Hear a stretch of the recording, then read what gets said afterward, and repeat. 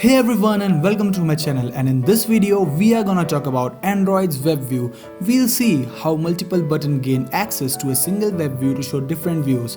Well, this has been already implemented in many apps. Other than this, WebViews are commonly used in displaying privacy policies, browsing links, displaying PDFs, docs and whatnot.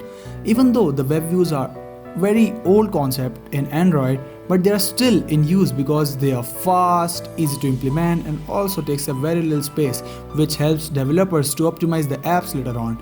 In case you wanna check out, there's an app of mine which is called AI Mentor available in Play Store, which serves as an application to what we will learn later today in this video. I'll also provide a link to the app in the description below. I'll recommend you to check it out so that your learning process may become stronger. So without any further ado, let's get started with the video. So first of all, open your Android Studio, and in the Android Studio click on start a new Android Studio project, and as soon as you click on it, this window will open. And this I'm gonna select empty activity, and right after this you may name it any. I'm gonna name it my web demo. You can name it whatever you want. Keep the rest as default and move forward and click on finish. And right after you click on finish, Android Studio will take a second or so to load up.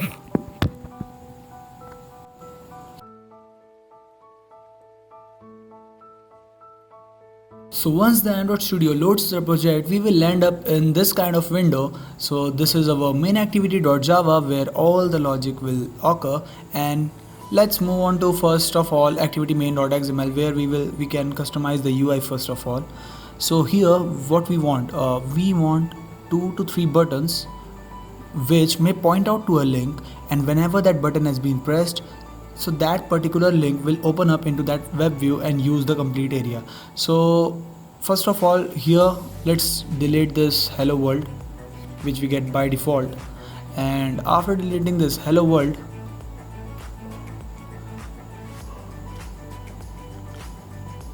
from this palette here take one button and simply drag and drop into the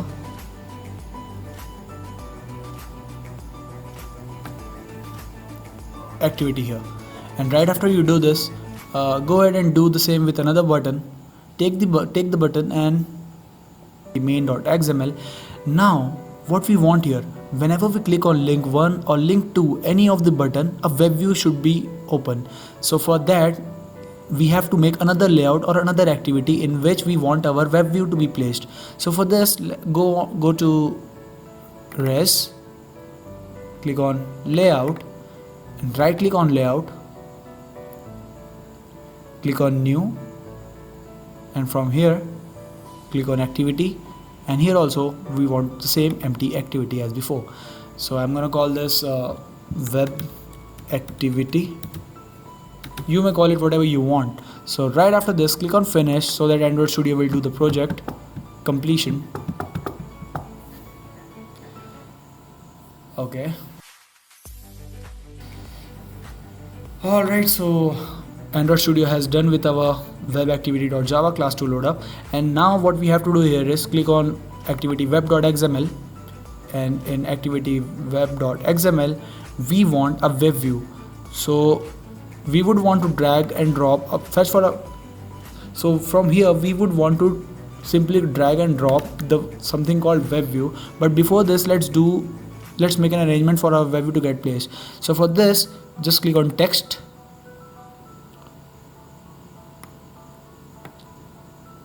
change the view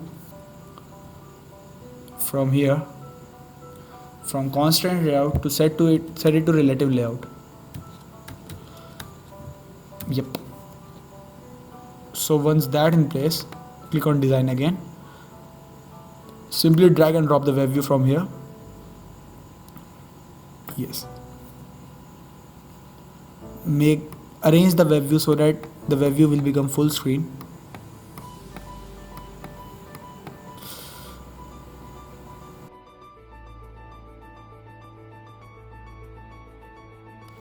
So once it is all done, now it's the time to give our web view an ID, just like what we have given to our buttons.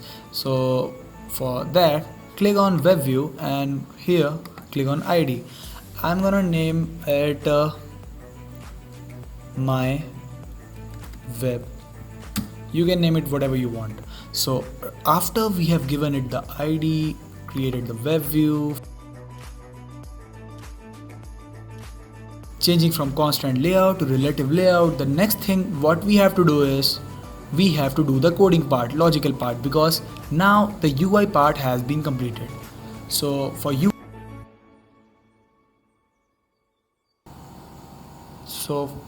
so for UI part, first of all we'll look into main activity.java file. So for that, click on main activity.java. Now here above this override method, what we're gonna do is we are gonna declare all our components which we have used for making our layout. So for that, first of all we will declare our buttons. Button space, let's name it button button1, and for another button we'll do the same, button button2. So we have declared our button here. So what we are gonna do is we will link a particular website or particular asset to these buttons. So for that, to storing that particular websites, let's create an array. Since we have used two buttons here, we will create an array of 2, and since the URL of the website will be of the string type, we will use a string array. So go ahead and make a string array of size 2.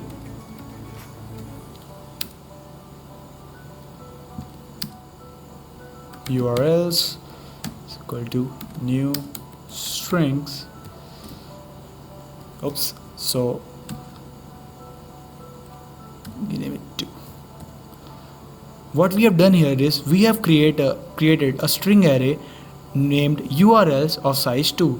So now once all these components have been declared, we have to initialize them one by one.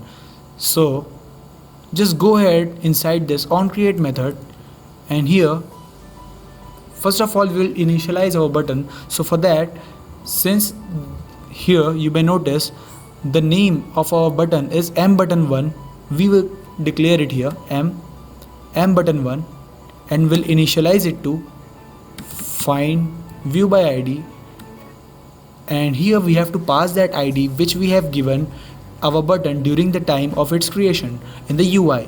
So here we will simply call that id by r.id.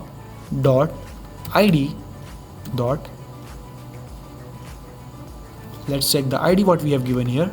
Here link1 and link2 are the IDs, so that particular IDs we will use here, r.id link1. Follow me and do the same. Now just as we have made the mbutton1, we will do the same for mbutton2 as well. For mbutton2, find view by id r.id. Now here we are gonna click on link2, just as I did it. After initializing your buttons and by their IDs, now it's time to give the URLs which have to be passed later on into these buttons. So remember we have created this array string URLs, so we will fill this array with our websites which we want to use. So for instance, take two websites. The first one is very own Google and the other one is Facebook. So let's add Facebook and Google's URL to our array, just like this. The first one which we are going to cover here is https://www.google.com. Similarly, now it's the time for Facebook, so follow what I'm doing. https://www.facebook.com. book.com. So now our URLs has been successfully added to our array. Now once the array has been completely utilized with our URLs, the next step would be to link these URLs to our buttons. And so for this, we will use something which is called on-click listener. This on-click listener binds the function to our button so that we can do whatever we want when the button has been pressed. Set on-click listener. Yep, this one. Here, right here. New on-click listener. And as you can see, the Android Studio will beautifully do the rest for us. So in here we find the function on-click function. Here whatever we type, whatever functions we make, whatever functions we call, the same has been performed whenever the button has been clicked or tapped. So here what we want to do is, whenever the button has been pressed, we want our links to be open. So for this button, we want our google.com link to be open. So for this, what we use, something which is called intent. Intent are nothing but a piece of class, a piece of code. You may refer into intent as a glue which attaches multiple activities together or multiple apps together. Here we will simply use the intents to send our URL to the web view so that the web view can be displayed over there. So for this we will need code like, so in here write intent, you can name it anything, is equal to new intent, and inside here we want to pass the current context and the next context where we want to pass the message. So in here we are passing the message from main activity to our web activity. So here we will mention get application context, which is nothing but main activity.java, and the next is web activity.class. So here our intent has been successfully created and is ready to use.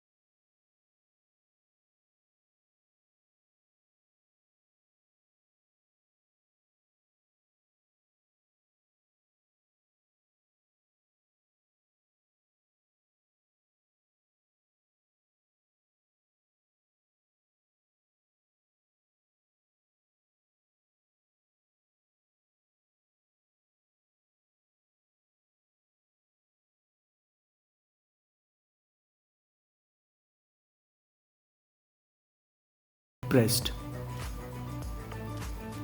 and click on OK, and Android Studio will handle it for us. We want to check if our app can go back or not. So if MWebview dot can go back, we want it to go back. So MWebview